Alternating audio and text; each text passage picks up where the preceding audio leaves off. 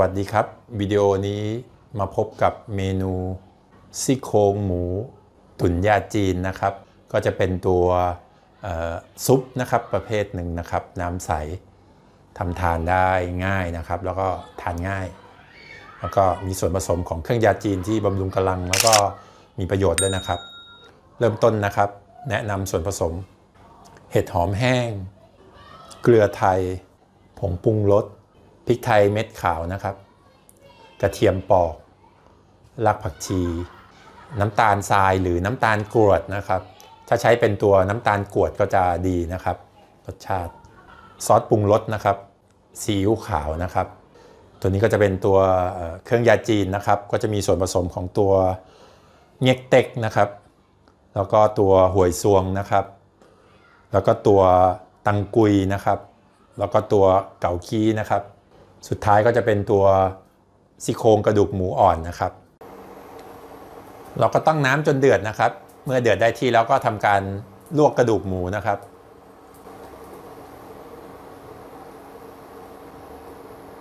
ถ้าสังเกตดูเนี่ยจะเห็นว่าตัวจะมีใยแล้วก็เมือกต่างๆนะครับที่ตอนเราลวกเนี่ยลอยอยู่เต็มในน้ำไปหมดเลยนะครับทั้งคราบสกปรกแล้วก็ตัวคราบเลือดต่างๆนะครับอันนี้ขนาดว่าเรา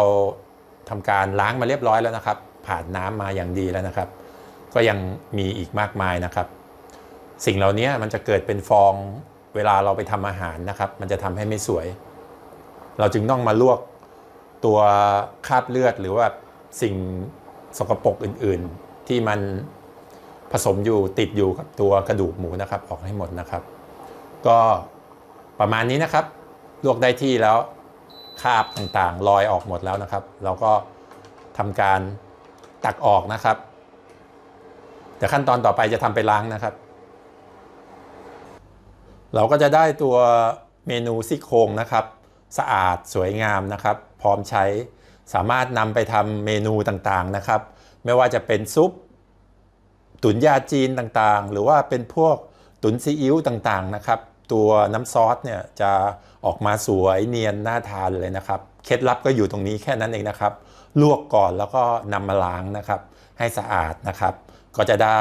กระดูกหมูอ่อนที่สวยงามน่าทานนะครับพร้อมไปใช้เมนูต่างๆต่อไปนะครับหลังจากลวกเรียบร้อยแล้วนะครับเราก็จะได้กระดูกที่สวยประมาณนี้นะครับสวยงามสามารถนำไปทำเมนูต่างๆเนี่ยตัวซอสตัวน้ำซุปเนี่ยจะออกมาใสดูน่าทานมากนะครับประมาณนี้ครับเราก็ค่อยๆตั้งน้ำนะครับให้เดือดสามารถใช้เป็นหม้อเลยก็ได้นะครับ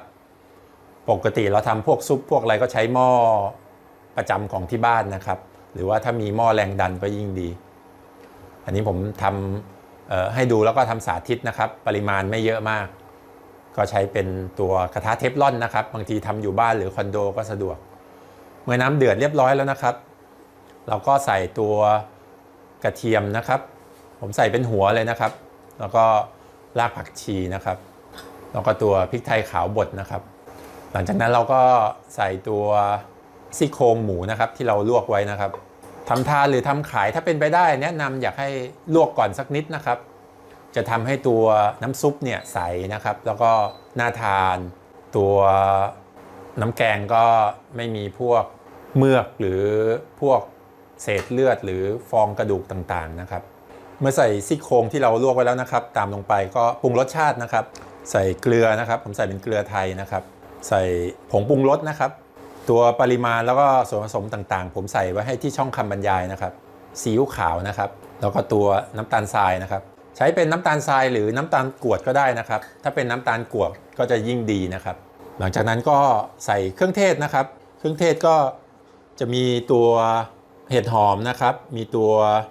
ตังกุยนะครับตัวเง็กเต็กนะครับตัวหวยซวงแล้วก็ตัวเก๋าคีนะครับก็ค่อยๆใส่ลงไปนะครับพวกเครื่องเทศเนี่ยแนะนำให้เราล้างแล้วก็แช่น้ำก่อนนะครับเพราะว่าบางครั้งมันจะมีพวกเศษแมลงพวกเมือกหรือสิ่งสกปรกติดอยู่เมื่อใส่เครื่องเทศทุกอย่างแล้วนะครับเราก็ให้น้ำเดือดนะครับเดือดเสร็จแล้วเราก็ทำการช้อนฟองนะครับออกให้หมดหลังจากช้อนฟองเรียบร้อยแล้วเนี่ยเราก็ค่อยๆตุ๋นไปเรื่อยๆนะครับไฟกลางค่อนข้างเบานะครับตุ๋นไปเรื่อยๆจนได้ความเปื่อยตามที่ต้องการนะครับอันนี้เดี๋ยวผมจะ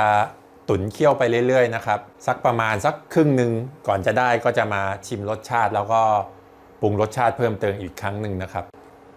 เมนูตัวซี่โครงหมูตุ๋นยาจีนนะครับตัวนี้ก็เคี่ยวไปประมาณชั่วโมงนะครับประมาณชั่วโมงกว่าๆเคี่ยวด้วยไฟที่ไม่แรงมากนะครับเราก็จะได้ตัวน้ำซุปที่ใสนะครับดูน่าทานประมาณในวิดีโอนะครับถ้าเราเคี่ยวด้วยไฟที่แรงเกินไปหรือว่าตุ๋นด้วยไฟแรงเกินไปเนี่ยมันจะทำให้ตัวน้ำซุปเนี่ยขุ่นนะครับ